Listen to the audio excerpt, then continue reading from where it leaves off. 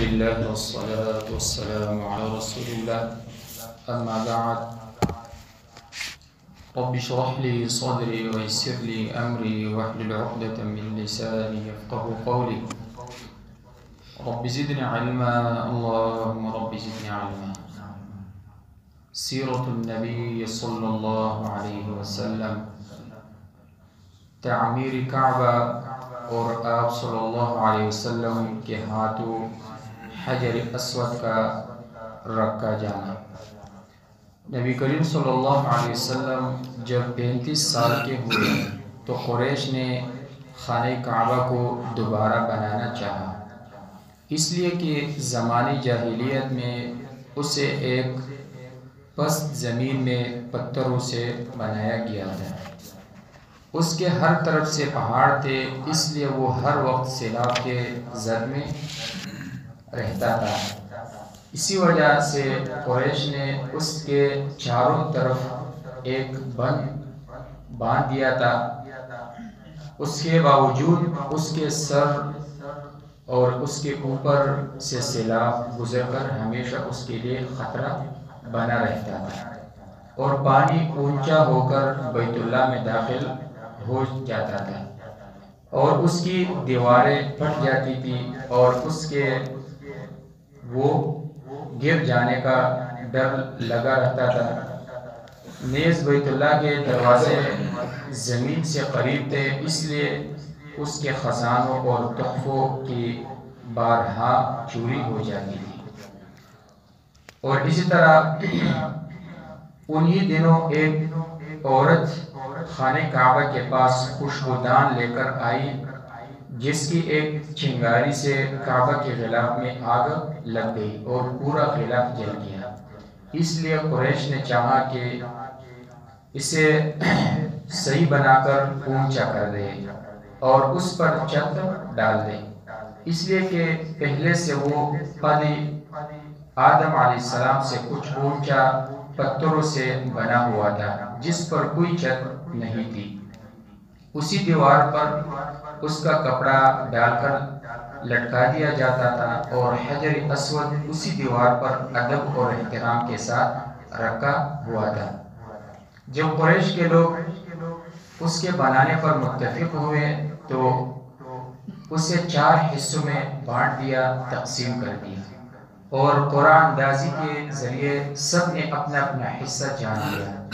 ابن اسحاق نے ذکر کیا ہے کہ سب نے اس پر اور یہ اس بات پر اتفاق کیا کہ اس کی تعمیر پر صرف حلال کمائی خرچ کریں گے، اس میں زانیہ کی اجرت، سود کا مال اور غصب کیا ہوا کوئی مال داخل نہیں ہونے دیں گے۔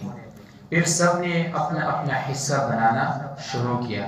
نبی کریم صلی اللہ علیہ وسلم نے بھی اس کی تعمیر میں شرکت کی۔ اس وقت آپ صلی اللہ علیہ وسلم کی عمر مبارک 35 سال تھی۔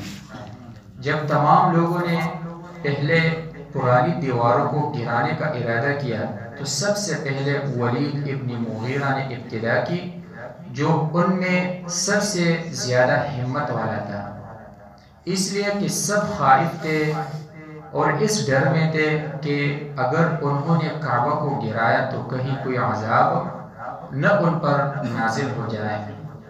ولید نے اسے گرانے شروع کر دیا کعبہ کو، اور یہ کہا کہ اے اللہ، اللہم لم یرد الا الخیر، اے اللہ تو ہمیں خوف زدہ نہ کرے، اللہم لم یرد الا الخیر، اے اللہ ہم نے بلائی کی نیت کی ہے۔ جب وہ اس کو کودتے ہوئے اس کی بنیاد تک پہنچے تو سیدنا ابراہیم خلیل اللہ علیہ السلام نے جو رکھی تھی تو اس مضبوط بنیاد پر نئی تعمیر شروع کر دی۔ ہر قبیلہ اپنا حصہ بنانے لگا۔ قریش کے تمام بڑے بڑے شرفاء اور عظماء اپنے کندھوں پر پتھر ڈھوتے تھے، اور رسول اللہ صلی اللہ علیہ وسلم اور آپ کے چچا عباس رضی اللہ عنہما دیگر لوگوں کے ساتھ اجیاد کے علاقے سے پتھر لاتے تھے۔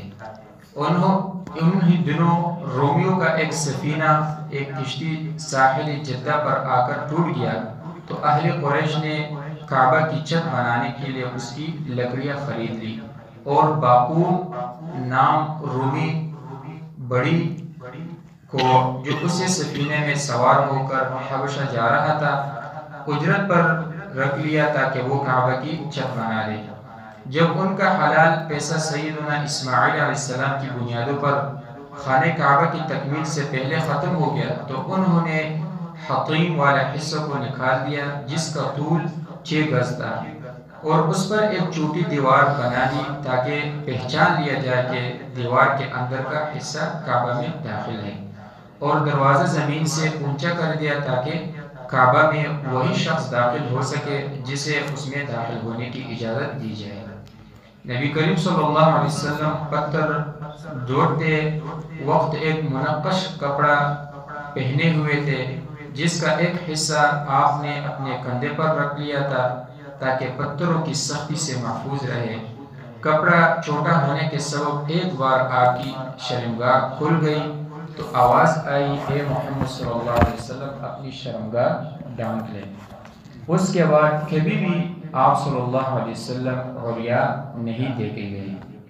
یہ المطالب العالیہ، یہ نمبر ہے 4266، اور اسی طرح صحیح بخاری میں 364 اور 1582 اور 3829، اور اسی طرح صحیح مسلم میں بھی 340۔ جابر بن عبداللہ رضی اللہ عنہ سے مروی ہے کہ آپ صلی اللہ علیہ وسلم کے چچا سیدنا عبداللہ عباس رضی اللہ عنہ نے آپ سے کہا تھا کہ اے بھتیجے، کیا ہی اچھا ہوتا ہے کہ تم اپنی ازار کھول کر اپنے کندھے پر ڈال لیتے۔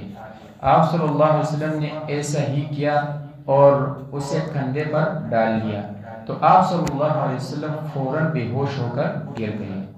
اس دن کے بعد آپ کبھی بھی عریا نظر نہ آئیں۔ جب دیوار 18 گز اونچی ہو گئی اور دروازہ زمین سے اتنا اونچا کر دیا گیا کہ بغیر سیڑھی کی وہاں تک چڑھنا مشکل ہو گیا، تو انہوں نے حجر اسود کو اس کی جگہ پر رکھنا چاہا۔ ہر قبیلہ نے کہنا شروع کیا کہ اسے ہم اٹھا کر اسی جگہ پر رکھنے کے زیادہ حقدار ہیں، اور اختلاف اتنا بڑا کہ جنگ کی نوبت آ گئی تو انہوں نے بالآخر اس بات پر اتفاق کیا کہ قریش کے سب سے عمر رسیدہ آدمی اس کا فیصلہ کرے۔ وہ آدمی خالد ابن ولید رضی اللہ عنہ کا چچا ولید ابن مغیرہ مخزومی تھا۔ اس نے فیصلہ کیا کہ جو آدمی بابی بنی شیبہ سے سب سے پہلے داخل ہوگا وہی ان کے درمیان فیصلہ کرے گا۔ اللہ کی مشیت سے سب سے پہلے نبی کریم صلی اللہ علیہ وسلم داخل ہوئے۔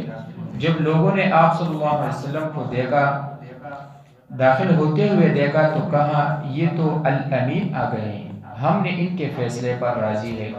آپ صلی اللہ علیہ وسلم نے فرمایا تم لوگ ایک کپڑا لاؤ۔ انہوں نے حجر اسود کو اس کپڑے کے بیچ میں رکھ دیا، پھر سب سے کہا ہر قبیلہ کپڑے کا ایک کنارہ پکڑ لے۔ پھر سب نے مل کر اسے اٹھایا، اور جب حجر اسود کی جگہ پر پہنچے تو آپ نے اسے اپنے ہاتھ مبارک سے اس کی پہلی جگہ پر رکھ دیا اور اس کے اوپر سے کچھ تعمیر کر دی۔ یہ سیرہ ابن ہشام جلد نمبر 1 صفحہ نمبر 192 سے 197 تک۔ رب العالمین سے دعا ہے کہ صحیح معنی میں سمجھنے اور اس پر عمل کرنے کی توفیق عطا فرمائے۔